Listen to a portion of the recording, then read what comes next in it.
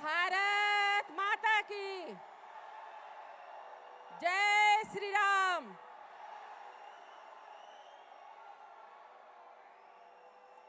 एक बार शांत होके बैठ जाए। हमें पता है कि आपका उत्साह काफी है, लेकिन एक बार आप शांत होके बैठ जाएं। मोदी जी को जय श्री राम। एक बार शांत होके बैठ जाए। आदरणीय हमारी माताएं बहनें भाई बंधु से हाथ जोड़ के आग्रह, आप बैठ जाएं। रोशन हो गई पेशम की धरती आपके आने से। रोशन हो गई आपकी धरती, पेशम की धरती आपके आने से। यूं ही आते रहिएगा आप किसी किसी बहाने से। मैं आदरणीय बाबूलाल मरांडी जी प्रदेश के अध्यक्ष से आग्रह करती हूं कि आप अंग वस्त्र और मोमेंटो देके यशस्वी प्रधानमंत्री जी का सम्मान करें।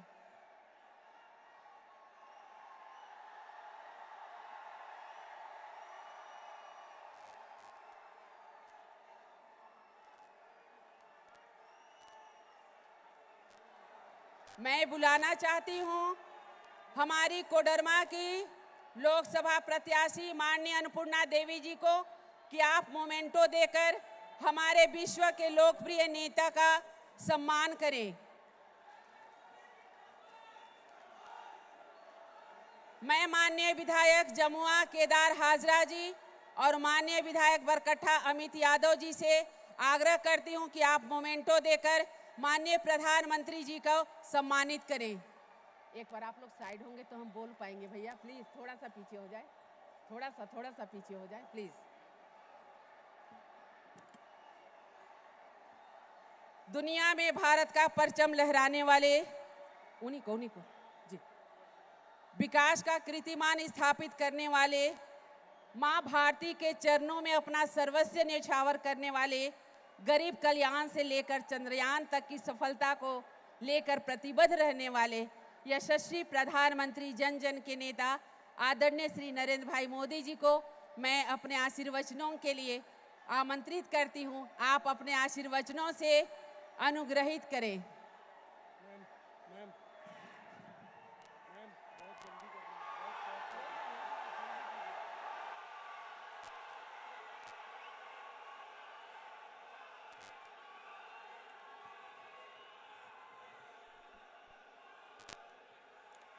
भारत माता की, भारत माता की। कोडरमा और गिरिडीह को जोहार। मां चंचला देवी की पावन भूमि को मैं प्रणाम करता हूं। मैं पारसनाथ पर्वत को भी श्रद्धापूर्वक नमन करता हूं।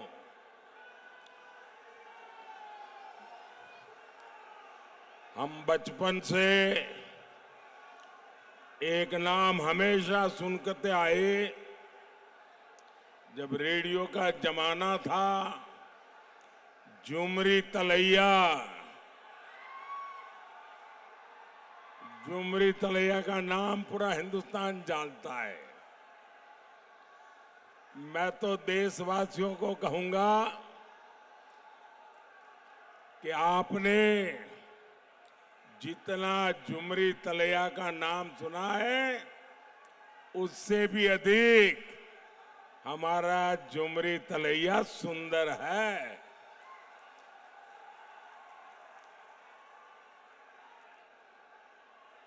बेटे आप बैठे आओ, थक जाओगे बेटा,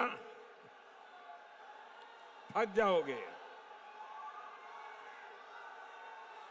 भाई कोई इस बच्चे ने एक तस्वीर बना के लाया है, जरा एसपीजी के लोग ले लेना।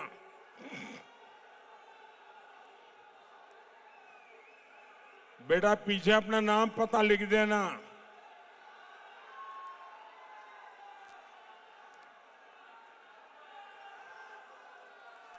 भारत माता के, माता की। मैं सीधे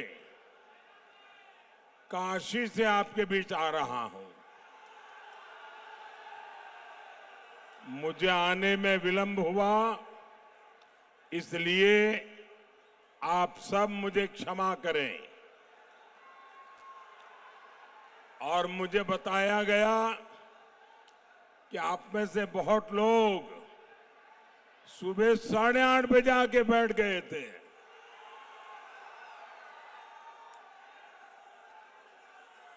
मैं काशी से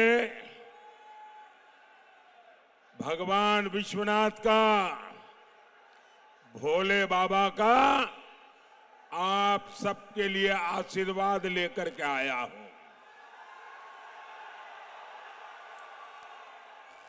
मैं आज काशी में अपना नामांकन दाखिल करने के बाद ये मेरी पहली जनसभा है और मैं देख रहा हूं कि काशी हो या कोडरमा या गिरिडीह, एक ही बात गूंज रही है। फिर एक बार, फिर एक बार, फिर एक बार। साथियों, जितने लोग यहां दिखते हैं ना, उससे डबल लोग बाहर हैं। ये आपका प्यार, ये आपके आशीर्वाद, ये आपका उमंग, मैं आपको शत शत नमन करता हूं। साथियों, काशी के लिए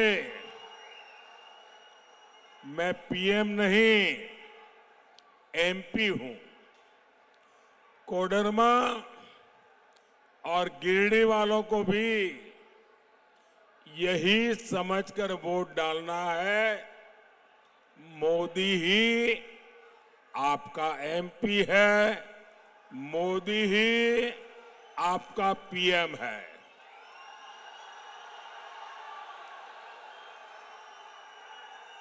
कोडरमा से बहन अन्नपूर्णा देवी और गिरिडीह से आजसू के हमारे साथी श्री चंद्रप्रकाश चौधरी जी, इन दोनों को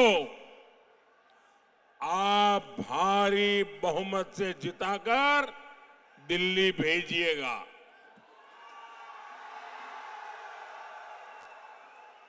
आपका एक एक वोट देश में तीसरी बार मोदी की मजबूत सरकार बनाएगा। इनके अलावा आपको दिलीप कुमार वर्मा जी को,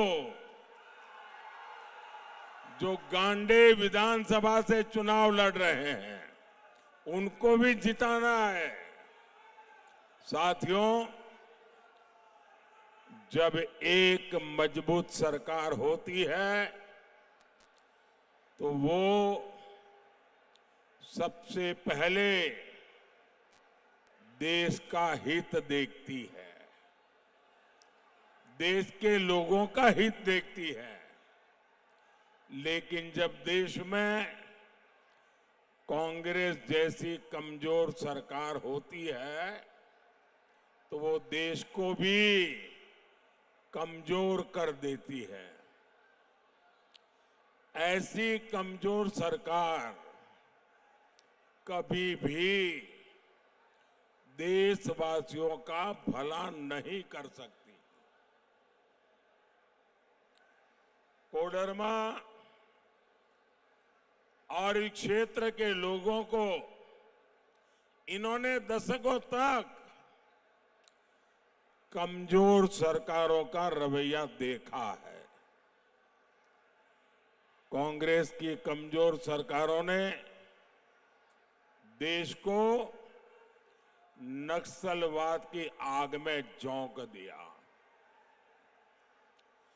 और नक्सलवाद ने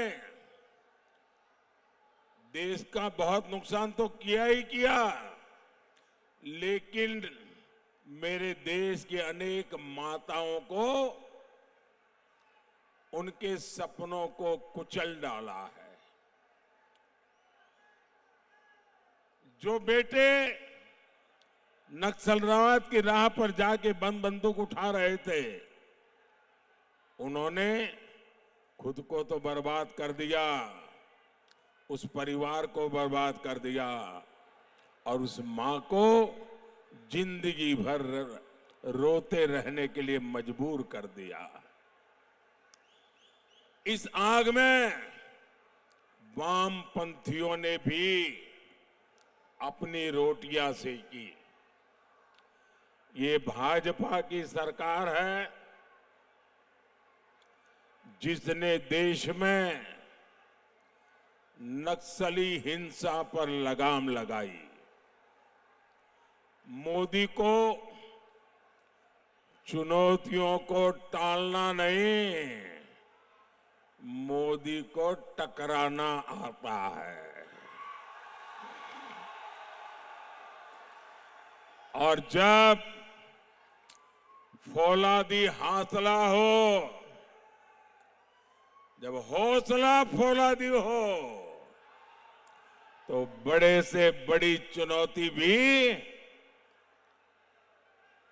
चरण चूमने लग जाती है। आज पूरे देश में नक्सलवाद का दायरा बहुत सिकुड़ गया है, बहुत सिकुड़ गया है। और मैं कोडरमा की इस धरती से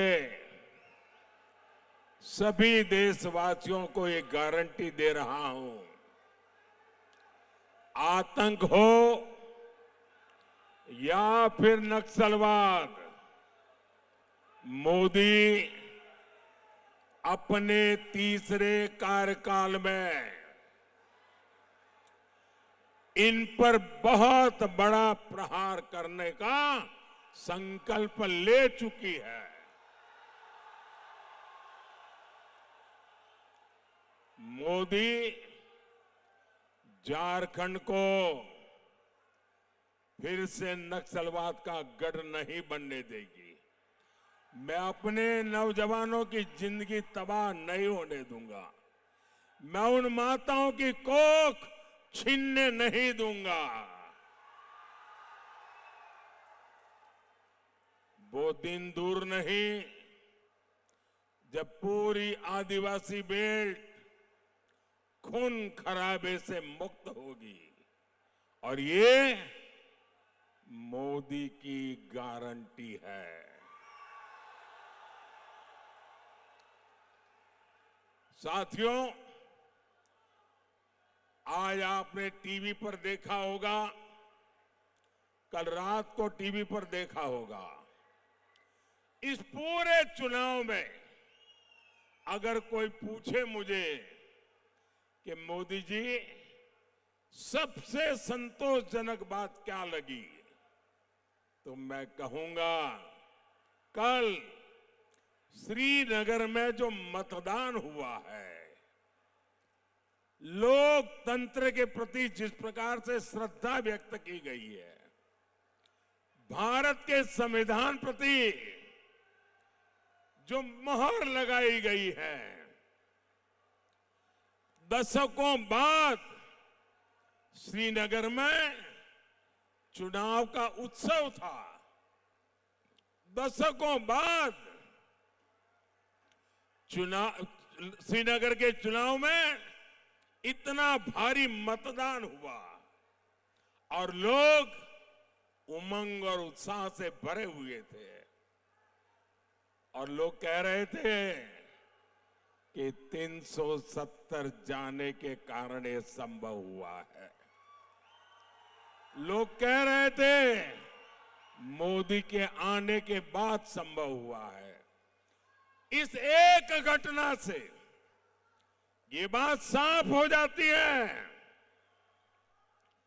कि मोदी के काम की दिशा सही है और मोदी के प्रयास सही परिणाम लाते हैं।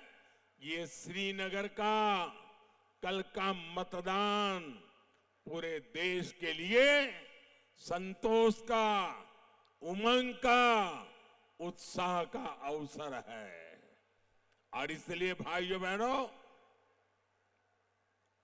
मेरे लिए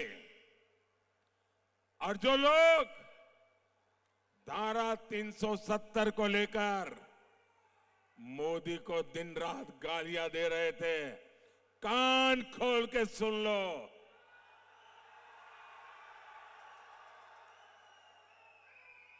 ये धारा 370 की दीवार हटी है, हमारे दिलों को जोड़ दिया है। हमारे सपने, हमारे अरमान एक साथ आगे बढ़ रहे हैं। भारत के लोकतंत्र के जीवन में इससे बड़ी कोई घटना नहीं हो सकती है। साथियों, जब मैं देश हित में इतने सारे काम कर रहा हूं तो जामुमो कांग्रेस और आरजेडी वाले बौखलाए हुए हैं, संतुलन खो चुके हैं। यही कोडरमा में इंडी गठबंधन के एक नेता ने मुझे गोली मारने की बात कही थी।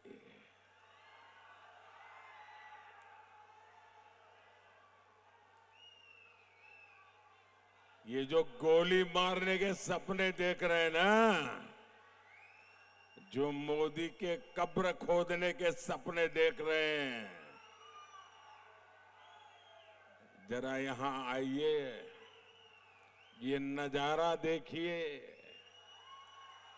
ये माताओं बहनों का प्यार देखिए। ये गोली मारने वालों, यही मेरा सुरक्षा कवच है, यही मेरा सुरक्षा कवच है। यही लोग मोदी को जीने की ताकत देने वाले लोग यहां बैठे हैं। और जिस मोदी को गरीब से गरीब, अबाल वृद्ध सहित, माता बहन सहित जब रक्षा कवच बन जाता है ना, तो मोदी को तो अमरत्व प्राप्त हो जाता है, अमरत्व प्राप्त हो जाता है। साथियों, मैं किसी राजघराने में पैदा नहीं हुआ हूं, मैं किसी शाही परिवार में पैदा नहीं हुआ हूं, और न ही मेरे पिता किसी गांव के चुनाव में प्रधान भी बने हैं। मेरे परिवार का कोई चुनाव तक नहीं लड़ा है। मैं गरीब मां का बेटा हूं। चाय बेचते बेचते यहां पहुंचा हूं, और आपने मुझे पहुंचाया है। और इसलिए किसी को अच्छा लगे, किसी को बुरा लगे, मैंने गरीबी देखी है, मैं गरीबी को जिया हूं, और जो मुसीबतें मैंने झेली हैं, मैं मेरे देश के गरीबों को उससे मुक्ति दिलाना चाहता हूं। और इसलिए मोदी का मंत्र है, वंचितों को वरीयता। जिन्हें पहले कोई पूछता तक नहीं था, मोदी उन्हें पूजता है, भक्ति भाव से पूजता है। पहले आपके इलाज की, सस्ते इलाज की किसी ने चिंता नहीं की। हमारे परिवारों में तो अगर कोई मां बीमार हो जाती है, कितनी ही पीड़ा क्यों न हो, वो कभी घर में किसी को बताती नहीं है।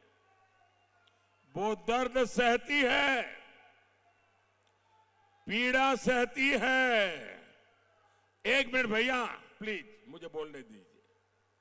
वो दर्द सहती है, पीड़ा सहती है, लेकिन अपने परिवार में किसी को अपनी बीमारी के विषय में बताती नहीं है, क्योंकि उसके मन में एक ही भाव रहता है कि अगर परिवार में सबको बीमारी का पता चल जाएगा तो इलाज कराने का खर्चा कहां से लाएंगे। ये लोग कर्ज में डूब जाएंगे। अरे मैं 2-4 साल मुसीबत झेल लूंगी फिर चली जाऊंगी, लेकिन मैं बच्चों को कर्जदार नहीं बनाना चाहती। मेरे देश की हर माता यही सोचती है। लेकिन माताएं बहनें, अब आपको दर्द छिपाना नहीं है, अब आपको पीड़ा नहीं सहनी है। अब दिल्ली में आपका बेटा बैठा है।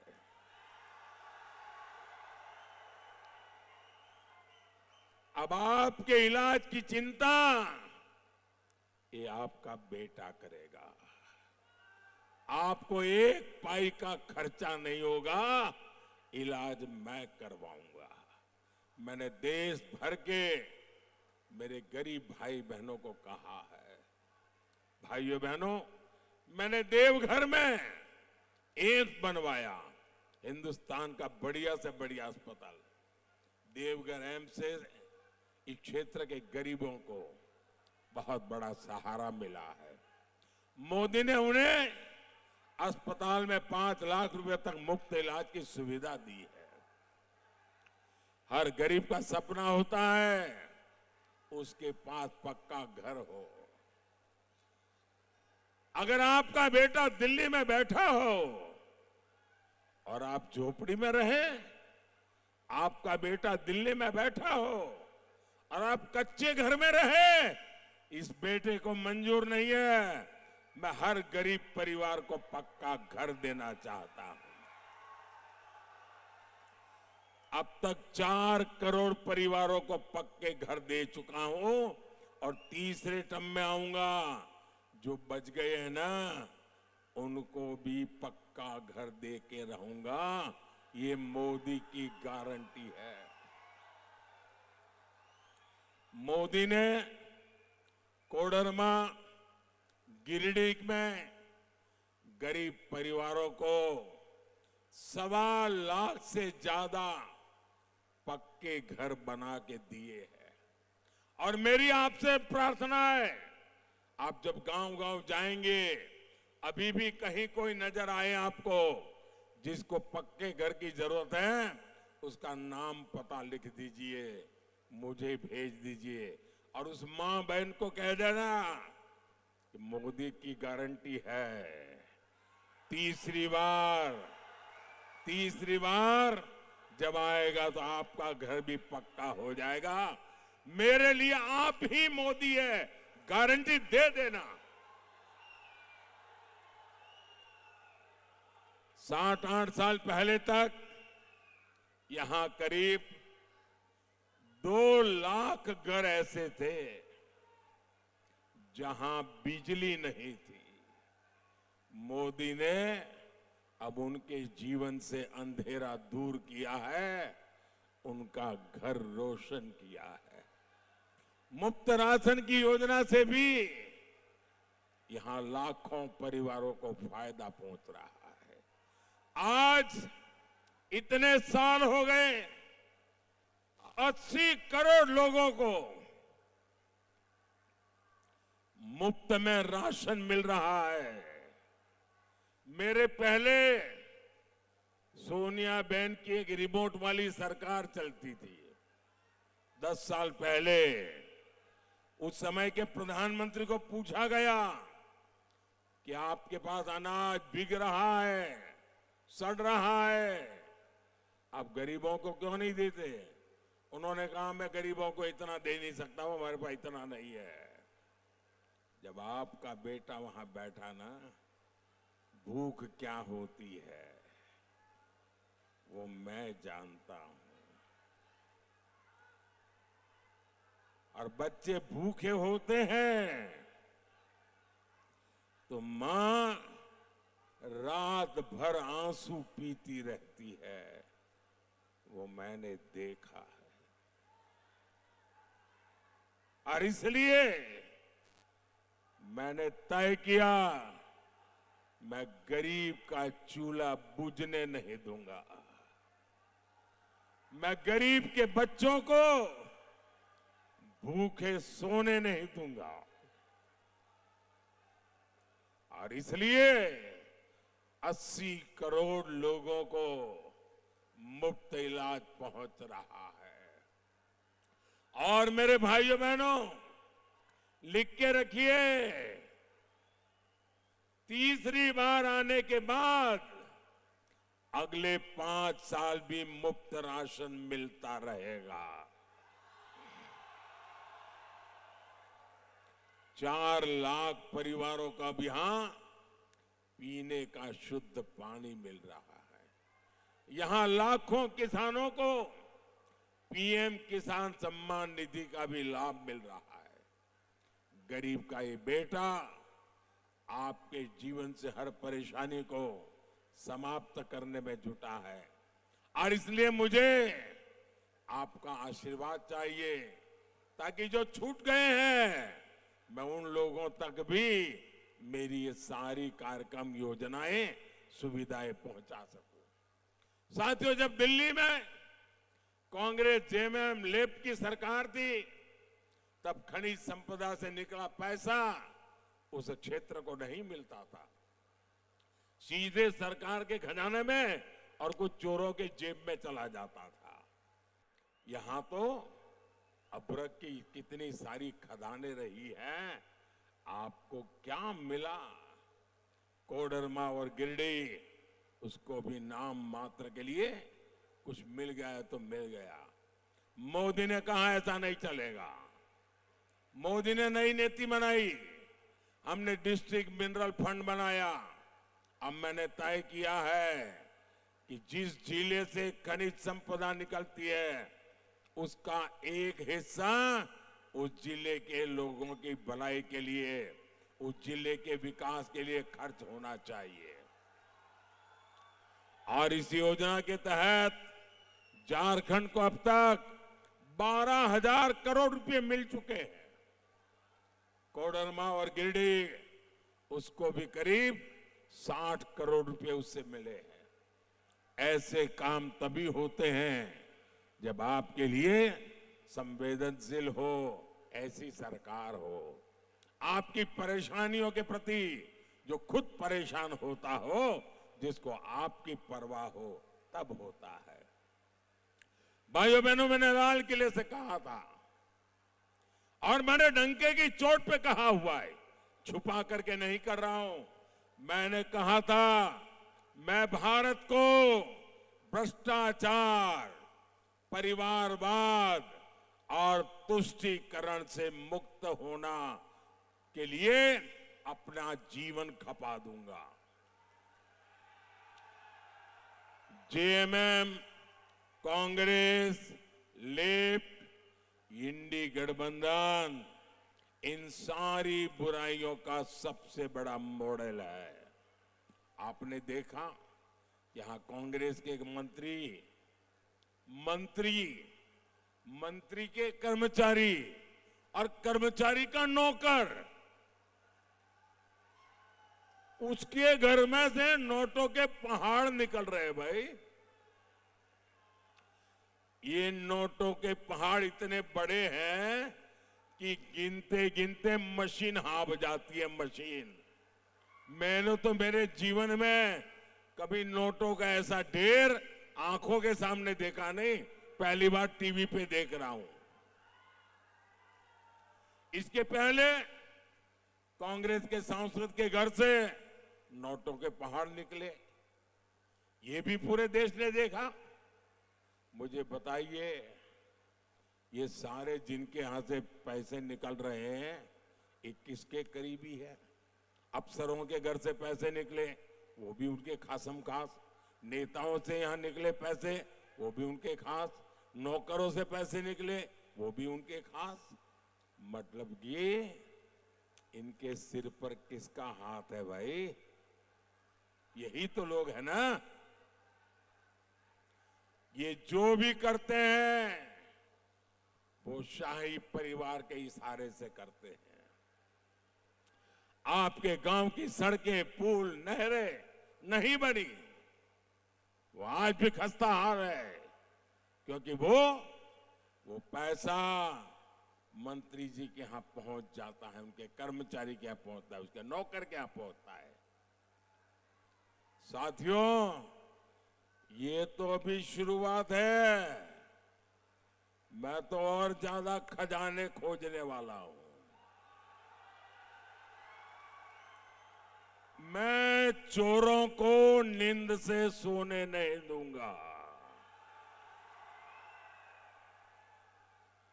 मैं उनकी नींद तो उड़ा दूंगा, उनके खजाने भी खाली करके रखूंगा। ये पैसे आपके हैं, इन पैसों के मालिक आप हैं। कोई चोरी लूट नहीं कर सकता है। मोदी इन पर कड़ी कार्रवाई कर रहा है और इसलिए ये मोदी को गोली मारने की बातें करते हैं, मोदी को गोली गालियां देते हैं। साथियों, झारखंड में आज अपनी आस्था का पालन करना मुश्किल हो गया है। हमारा आराध्यों की मूर्तियां तोड़ी जा रही है। जिहादी मानसिकता वाले घुसपैठिए झुंड बनाकर हमला कर रहे हैं। झारखंड सरकार आंखें मूंद करके बैठी है, पीछे से समर्थन कर रही है। इन घुसपैठियों ने राज्य में हमारी बहनों बेटियों की सुरक्षा को खतरे में डाला हुआ है। क्या झामुमो कांग्रेस आरजेडी वालों को आपका एक वोट भी मिलना चाहिए क्या? उनको कहीं पर भी जगह मिलनी चाहिए क्या? हर बूथ में से उनका पराजय होना चाहिए कि नहीं होना चाहिए? भाई और बहनों, इंडी गठबंधन वालों का तुष्टीकरण का खेल अब चरम पर पहुंच चुका है। ये लोग पहले जो पर्दे के पीछे करते थे, वो आज सामने आकर के कहने लगे हैं। अब ये खुलेआम कह रहे हैं कि मोदी के खिलाफ वोट जिहाद करेंगे, वोट जिहाद। भाइयों बहनों,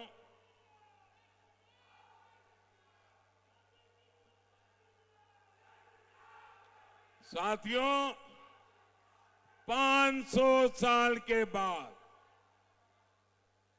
500 साल के बाद अयोध्या में हमारे राम जी भव्य मंदिर में विराजमान हुए।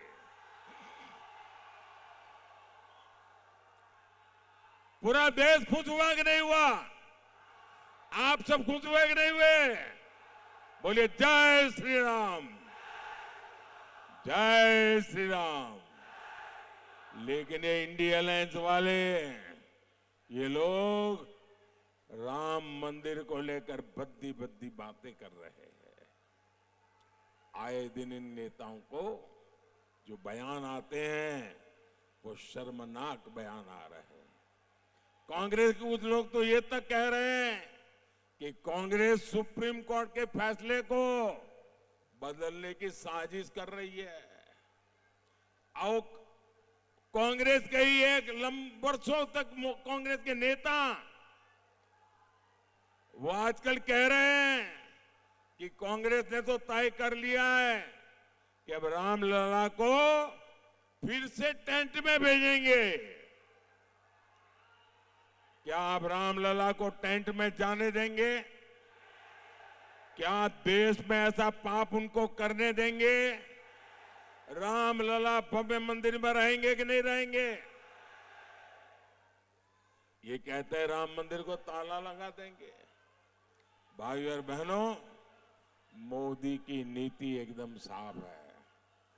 हमारी माताएं बहनें हर परिवार की बेहतरीन प्रबंधक होती है, इसलिए देश उनके इस कौशल के सदुपयोग के बिना विकसित नहीं हो सकता। तभी मोदी माताओं बहनों की सुविधा और समृद्धि के लिए हर योजना बना रहा है। यहां बहुत बड़ी संख्या में बहनें सहायता समूहों से जुड़ी है। 10 वर्ष में 10 करोड़ बहनों को ऐसे समूहों से हमने जोड़ा है। हमने पहली बार बहनों के भी बैंक खाते खुलवाए और समूहों के भी बैंक खाते खुलवाए। आज मोदी लाखों करोड़ रुपए की मदद इन समूहों तक पहुंचा रहा है। मोदी ने संकल्प लिया है कि हमारी सरकार 3 करोड़ बहनों को, ये आपके लिए खुशी की खबर है, 3 करोड़ बहनों को मोदी लखपति दीदी बनाएगा, लखपति दीदी बनाएगा। साथियों, विकास के, जन कल्याण के काम तेजी से पूरे हो, इसके लिए आपको बड़ी संख्या में मतदान करना है। घर घर जाना है, ज्यादा से ज्यादा मतदान करना है। हमें हर सीट नहीं, हर बूथ को जीतना है। आप घर घर जाइएगा और कहिएगा कि मोदी जी ने आपको जो हार कहा है, नमस्कार कहा है। और इस चुनाव में हमारे 2 लोकसभा के साथी और 1 हमारे विधानसभा के साथी, मेरे इन तीनों साथी को आपको विजयी बनाना है। बोलिए भारत माता की, भारत माता की, भारत माता की। बहुत बहुत धन्यवाद।